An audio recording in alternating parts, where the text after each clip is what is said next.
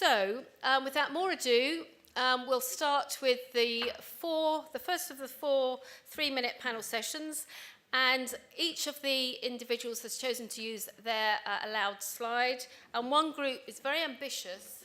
3 of them are going to present in their 3-minute slot. So, we'll see. The first one is Alice Beech, and she's going to present the work that she undertook. So, thank you to Alice. Good afternoon, everyone. My name's Alice Beech, and I'm a senior house officer doctor, and I'm here today to talk to you about a menstrual hygiene education project which I undertook while working for the Maddox Jolie Pitt Foundation through the Improving Global Health Through Leadership Development Scheme. So let's start with a background. So the slide shows the area in which the project was based, and it's called Samlot, and it's part of rural Cambodia, which is in Southeast Asia. And this area has been affected by decades of war and conflict, and much of the population still live in extreme poverty. So why did we decide to work on menstrual hygiene education?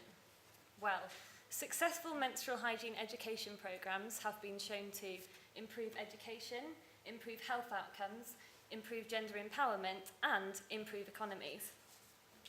So in Samlot, the area where the project was based, menstrual hygiene education had never previously been studied. So our aims were, 1, to assess knowledge regarding menstruation, and 2, to assess access to education regarding menstruation. So we undertook a total of 70 baseline surveys on schoolgirls, school teachers, women's group members, and women's group leaders. And our baseline surveys demonstrated a lack of basic knowledge regarding menstruation, with 94% of participants not understanding the basics of why women undergo menstruation. And some participants believed that drinking the blood from the first period heals diseases such as measles and snake bites.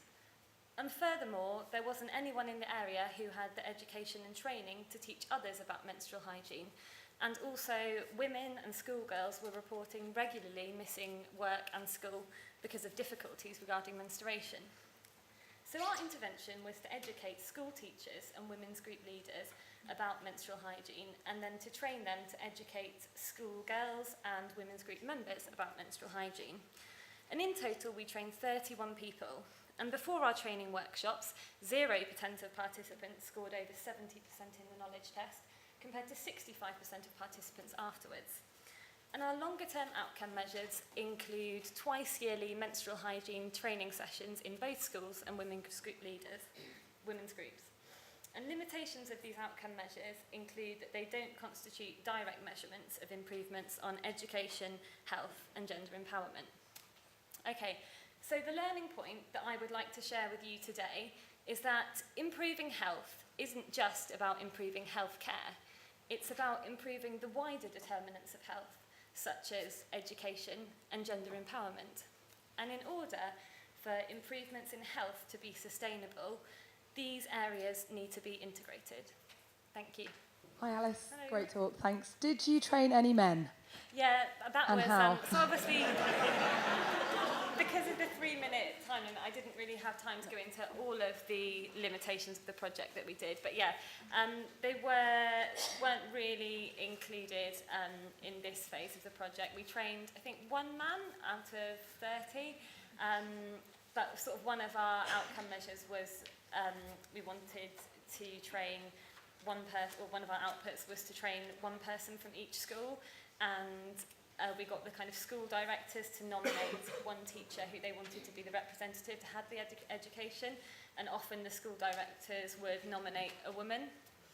So we didn't want to kind of control it too much, but that's definitely an area that we need to look into and work on and integrate into the project. So next up is our trio, and I will introduce them so they don't have to take time out of their 3 minutes and 5 seconds. So we've got Leah, who did all the work, and then we've got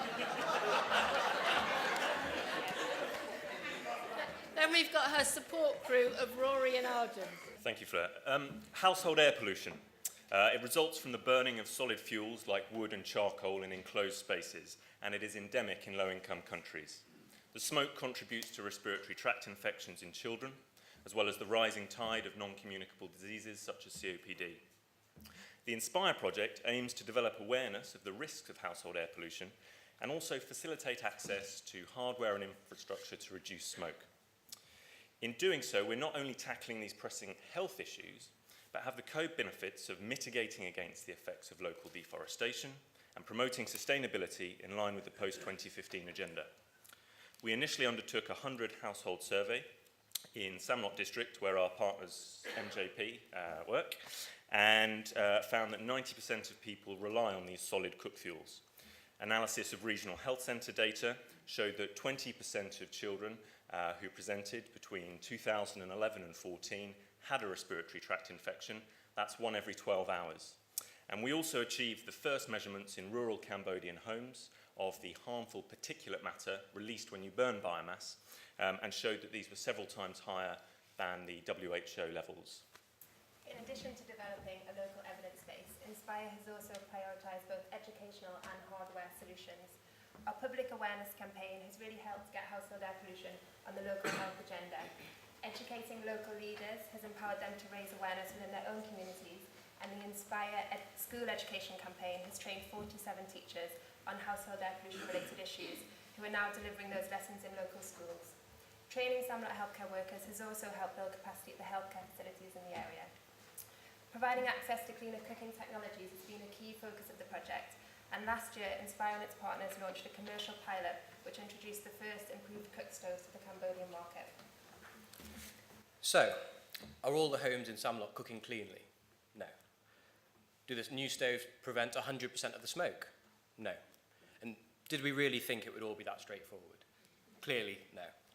Alone, clean stoves and fuels cannot provide the solution, nor can any of the post-2015 global health challenges be addressed in isolation. Household air pollution occurs in some of the most environmentally harsh, physically remote, and technologically deprived regions of the world. And sustainable solutions, as we've heard, must acknowledge all these factors to achieve integrated community development. Achieving behaviour change is complex and requires a clear understanding of local circumstances and community dynamics. It is for this reason that it is our partners on the ground who must lead our health partnerships. If we have learnt one thing from Inspire and the people of Samlot, it is that true leadership requires trust and having the humility to know that our partners are not looking for the answer. Through collaborative leadership, creating choice and opportunity, we can foster a culture that welcomes change and drives improvement. Can I ask then, well, like I did this morning, so keep it fair, one challenge, one triumph. I think one of the biggest triumphs, at least for me, was seeing the educational campaign really kick into action and going into schools and seeing really enthusiastic teachers teaching children about the dangers of household air pollution and trying to educate them for the future. Sorry. And one of the challenges, I think, is actually something that we spoke about at the workshop today, but there's a lot of bureaucracy in trying to get a lot of these changes through, and just learning to be patient and kind of let things happen at the rate they're going to happen, as Dr. Leah knows. I think that was one of the biggest challenges for me. Third presenter now is Helen Casey, who's going to share the work that she has done with us. Thank you. So my name's Dr. Helen Casey. I'm a junior doctor currently working back in the NHS.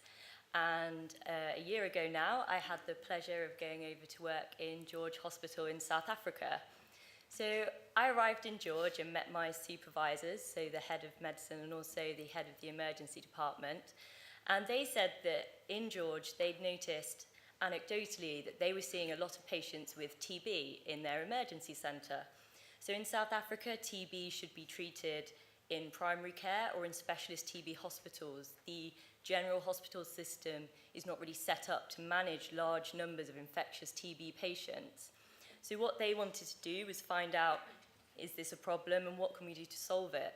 So first of all, I had to find out, was this true? So using lots of the data from the laboratory, going on the ward rounds, we found out that yes, indeed, there was a lot of TB in the emergency department. And then after that, it was trying to quantify the problem. So I did a kind of quite a traditional audit, first of all, using a tool from the Centres of Disease Control, and looked at the TB in the department, how many people had TB, the infection control procedures.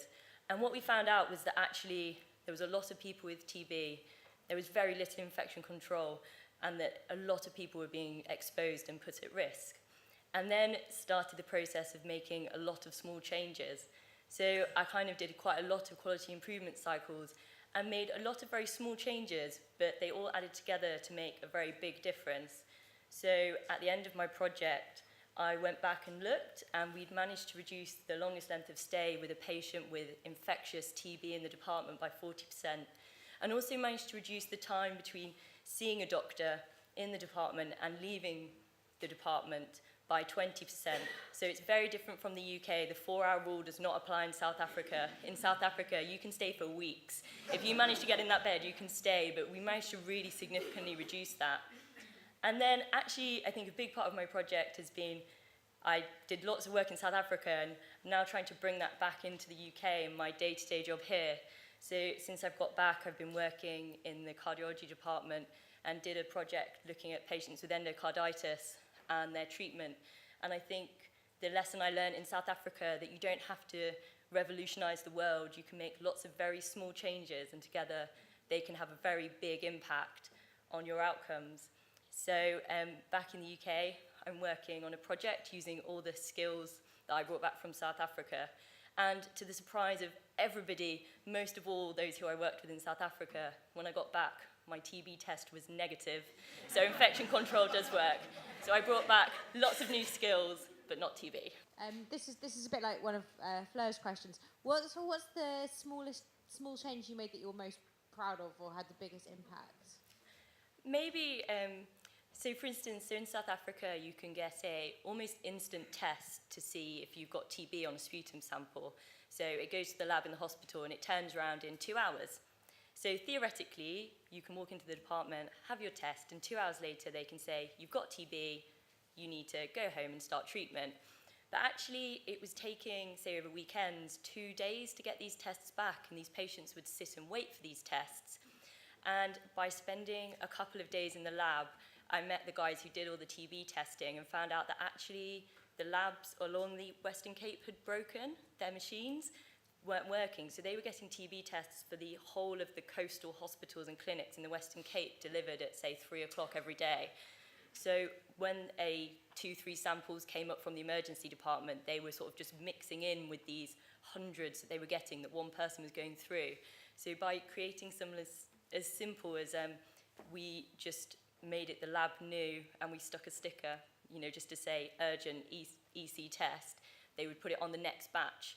Just something as simple as that meant that someone was then getting their results back and the clinicians then had that information to be able to safely discharge them home, which is often then what happened, and that they weren't just sort of sitting waiting in the EC. And obviously, it's not that separate there, so there's children, there's HIV patients. So just that was such a simple change to make, but actually probably made quite a big difference to the amount of time people stayed there. And then the last of this series of presentations is by Hannah Spiers, and she's going to tell us about the work she did, change of country, in Uganda. Good afternoon. So my name's Hannah Spiers, and I was a volunteer with Global Links, a Royal College of Paediatric programme in rural Uganda in Bwindi Hospital. So when I arrived in the placement, I realised there was a problem with the identification of the babies on the neonatal unit. The babies were identified by their cot numbers, but there was only one incubator, so as new babies arrived, all the babies would move into the various different cots, and there would be some confusion. There'd been some incidents. For example, a baby had received the breast milk of the wrong mother, and so therefore the staff were actually quite motivated to try and avoid future incidents like this. So the solution we came up with were these numbered name bands. We made different sized name bands so they would fit on preterm or term babies. And we made a poster to explain for the nurses and the student nurses particularly who are on rotation how to use them. It was very simple. It was just a baby would get it on admission, the number would go on the notes, the mum would be informed of what we were doing with these numbers, and then the nurses would check that number before they gave any treatments. The whiteboard was also introduced, and that kept a track of the different babies and their numbers. And also, we used it after each ward round to put the plan for each baby, so we'd all be up to date with that. So the outcome was that it did seem to help with misidentification. Following the introduction, we didn't notice any incidents, And also, particularly the whiteboard seemed to help with overall organisation on the ward. The nurses who were on the late duty or who were on night duty particularly commented that they had a much better understanding of what the plans were for the babies. So overall, very positive. And I think what I learned from it was that cheap solutions can be effective. You need to think creatively, and that teamwork is key. And the top picture is one of the student nurses helping to make the name bands at the beginning. And the student nurses were able to do this just as well as qualified staff. And it gave us a sense that everyone in the team could help improve the patient care. It's a silly one, really. Did anyone object to having baby number 13, or was that not a culturally significant problem? We actually had quite a small unit, so we were normally doing babies number 1 to 10, so we didn't have a problem with baby number 13. Great question. Great question. Any other questions? Yes, great. Thank you very much. Sorry, I'm being really silly, but is it not easier to put a band with a number on rather than the word?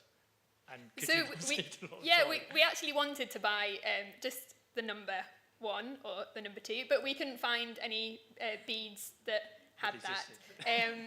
We thought about doing just letters, so baby A, B, but we thought the numbered system it was probably the easiest. And once we'd made the bands, they were made and ready to use again.